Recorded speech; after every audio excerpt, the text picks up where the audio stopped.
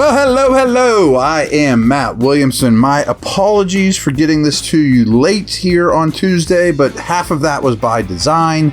I definitely wanted the cuts to happen so I could react to those. And then I got a little behind on some other stuff too. So I'm recording this like 7:30-ish p.m. Tuesday. Had to do the drive with Dale from 4 to 6. So let's just dig in. I want to dig in not necessarily to the cuts, but who's left for this podcast.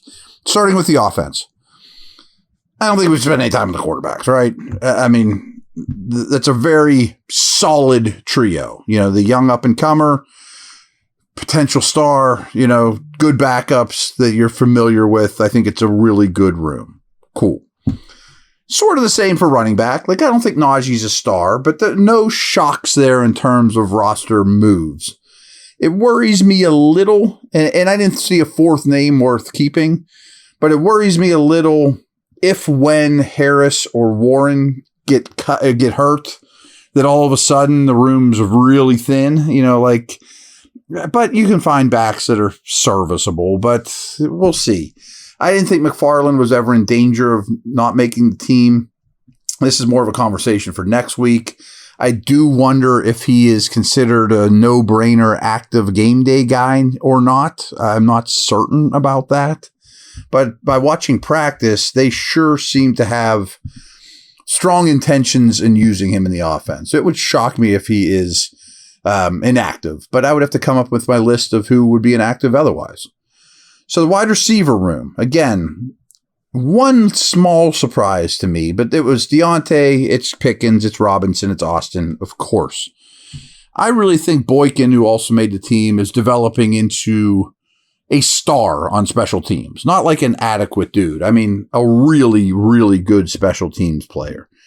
And I know I'm hard on Gunner, but how many times last year did I say Gunner and Gentry, who we'll get to, are the type of guys that defensive coordinators want out on the field? And yeah, he has some special team acumen, and I guess he's Austin's backup for punt return duties. How valuable is that? To me, he's the 53rd guy. Like if there was one, but the 52nd, we'll get to that in a second. That if there's one dude you could live without on offense or defense in this whole remaining 53, it would be Gunner for me. I mean, I respect his hard-nosed approach and all those things, and I think the coaches like him. I just don't think he helps the team all that much week to week. So I was a little shocked Gentry got cut. But again, they kind of are telling you that maybe they think the same thing, that if he's out there, he's fine, he's okay, but defensive coordinators like for him to be out there. Now, we'll get to it at the end here, but there is going to be one more roster move, if not more. Could Gentry be the guy that they just said, hang tight, we'll bring you right back? Maybe. But it's also a ringing endorsement for me that Darnell Washington is ahead of him. Not only like big picture, not that Washington had any chance of getting cut, but I think immediately. Hayward and Freiermuth, of course, are back and are both really encouraging players.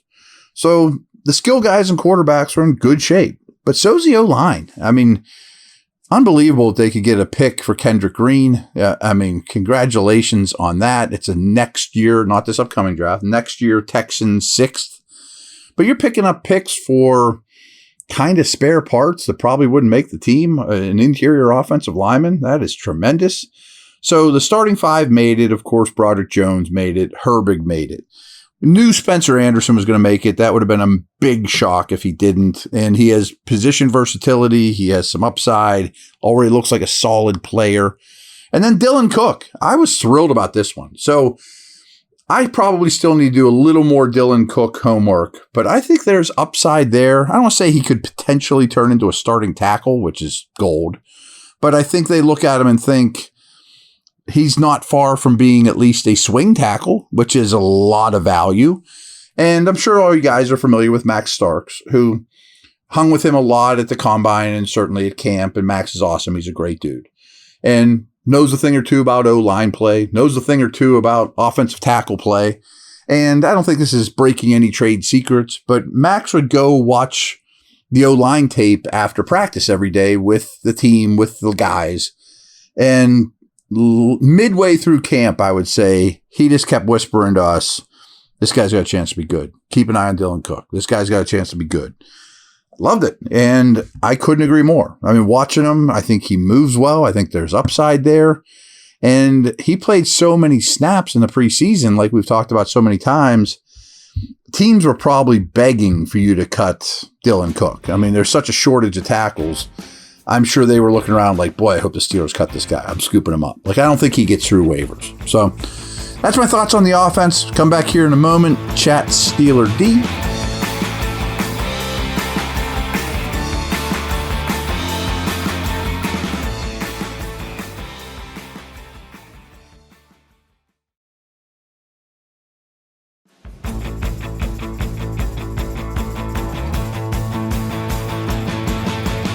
All right.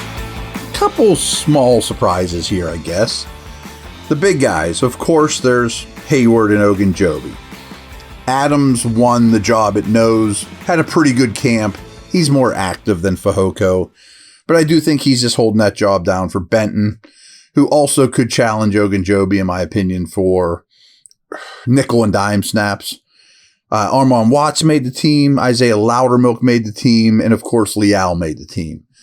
I'm a Leal fan, but I'd like to see a little bit more flashes, a little bit, and he'll get every opportunity. Loudermilk and Watts are kind of those Chris Wormley types. You know, maybe Loudermilk has a little more upside than that.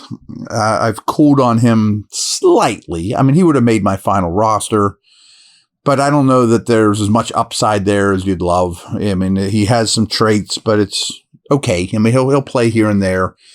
It wouldn't shock me if, you know, one of those guys is going to be inactive on game day. Is it going to be Loudermilk or is it going to be Watts? I'm not sure on that. Maybe even both at times.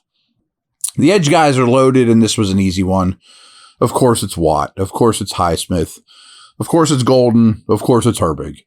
So Herbig's going to be a core special teamer. I'm sure he'll rotate in with the defense here and there. Golden is so much better than the number 3 guys they've been having there of late.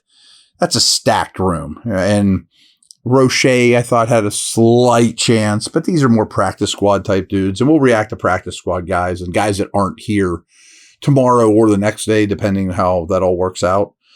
They only kept 4 inside linebackers. I think in the end, that's the right move. Kiwakowski probably isn't a good enough special teamer, but you got Holcomb, you got Roberts, you got Alexander. I never thought Mark Robinson was in danger, but I don't think he's going to have really any role with the defense while those 3 are doing what they're supposed to do. And see how he does on special teams. I think he's a little up and down there, but he keeps getting better. He keeps taking steps forward. So the secondary, I mean, not a lot of surprises. There wasn't a lot of surprises with cuts in general. I didn't know if Elijah Riley would make it, but he's safety capable. He's slot. Him and Sullivan both made the team. Good. I got no problem with that. I was told they really like Riley on teams. Again, that totally adds up.